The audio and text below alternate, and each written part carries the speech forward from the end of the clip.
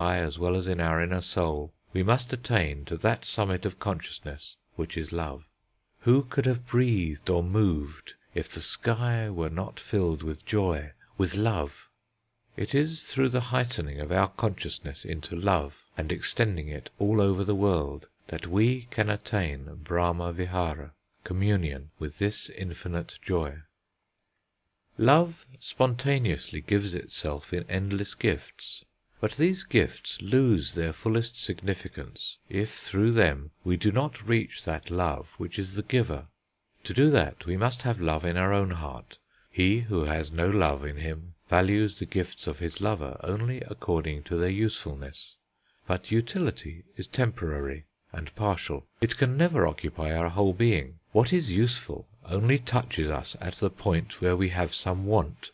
When the want is satisfied, utility becomes a burden, if it still persists. On the other hand, a mere token is of permanent worth to us when we have love in our heart, for it is not for any special use. It is an end in itself. It is for our whole being, and therefore can never tire us. The question is, in what manner do we accept this world which is a perfect gift of joy? Have we been able to receive it in our heart, where we keep enshrined things that are of deathless value to us? We are frantically busy making use of the forces of the universe to gain more and more power. We feed and we clothe ourselves from its stores. We scramble for its riches, and it becomes for us a field of fierce competition. But were we born for this? To extend our proprietary rights over this world and make of it a marketable commodity? When our whole mind is bent only upon making use of this world, it loses for us its true value. We make it cheap by our sordid desires, and thus to the end of our days we only try to feed upon it, and miss its truth, just like the greedy child who tears leaves from a precious book and tries to swallow them. In the lands where cannibalism is prevalent, man looks upon man as his food. In such a country, civilization can never thrive, for there man loses his higher value, and is made common indeed. But there are other kinds of cannibalism, perhaps not so gross, but not less heinous, for which one need not travel far. In countries higher in the scale of civilization, we find sometimes man looked upon as a mere body, and he is bought and sold in the market by the price of his flesh only. And sometimes he gets his sole value from being useful. He is made into a machine, and is traded upon by the man of money to acquire for him more money. Thus our lust, our greed, our love of comfort result in cheapening man to his lowest value. It is self-deception on a large scale. Our desires blind us to the truth that there is in man, and this is the greatest wrong done by ourselves to our own soul. It deadens our consciousness, and is but a gradual method of spiritual suicide. It produces ugly sores in the body of civilization, gives rise to its hovels and brothels, its vindictive penal codes, its cruel prison systems, its organized method of exploiting foreign races to the extent of permanently injuring them by depriving them of the discipline of self-government and means of self-defense. Of course man is useful to man, because his body is a marvellous machine, and his mind an organ of wonderful efficiency. But he is a spirit as well, and this spirit is truly known only by love. When we define a man by the market value of the service we can expect of him, we know him imperfectly. With this limited knowledge of him, it becomes easy for us to be unjust to him, and to entertain feelings of triumphant self-congratulation when, on account of some cruel advantage on our side, we can get out of him much more than we have paid for. But when we know him as a spirit, we know him as our own. We at once feel that cruelty to him is cruelty to ourselves. To make him small is stealing from our own humanity, and in seeking to make use of him solely for personal profit, we merely gain in money or comfort what we pay in truth. One day I was out in a boat on the Ganges. It was a beautiful evening in autumn. The sun had just set. The silence of the sky was full to the brim with ineffable peace and beauty. The vast expanse of water was without a ripple, mirroring all the changing shades of the sunset glow.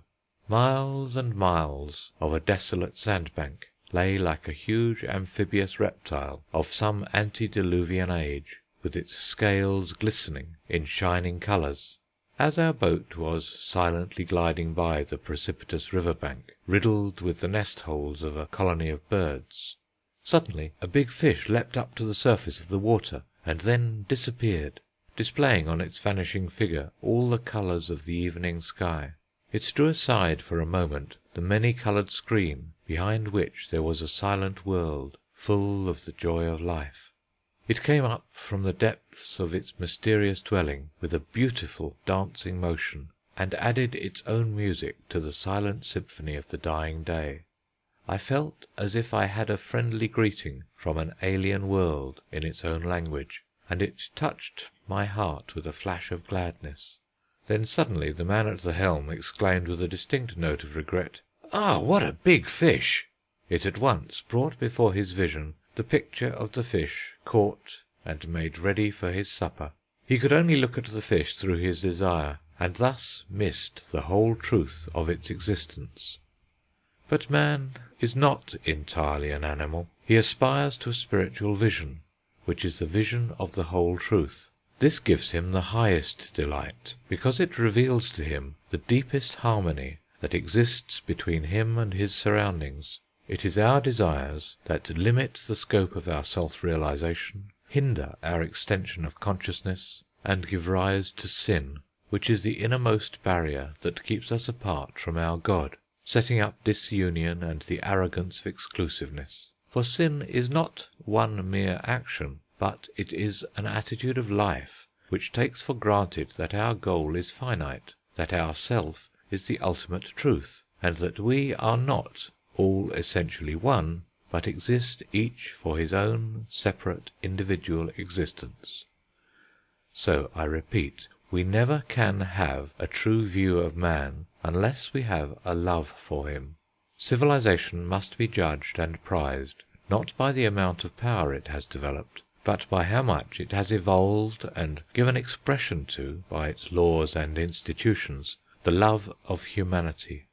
The first question, and the last, which it has to answer, is whether and how far it recognizes man more as a spirit than a machine. Whenever some ancient civilization fell into decay and died, it was owing to causes which produced callousness of heart, and led to the cheapening of man's worth. When either the state or some powerful group of men began to look upon the people as a mere instrument of their power, when, by compelling weaker races to slavery and trying to keep them down by every means, man struck at the foundation of his greatness, his own love of freedom and fair play. Civilization can never sustain itself upon cannibalism of any form, for that by which alone man is true can only be nourished by love and justice.